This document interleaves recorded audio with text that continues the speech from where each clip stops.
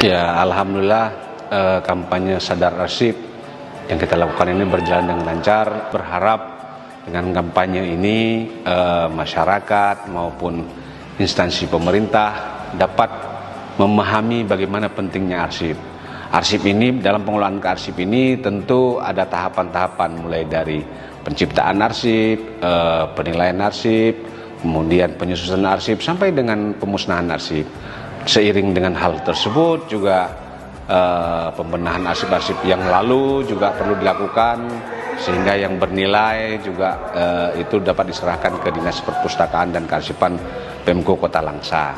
Di samping itu juga dalam kampanye ini juga kita menyampaikan ke depan pengelolaan kearsipan ini sudah dalam bentuk digital, baik surat masuk dan surat keluar itu sudah dalam satu sistem Sri Kandi, yaitu sistem kearsipan dinamis terintegrasi. Mudah-mudahan dengan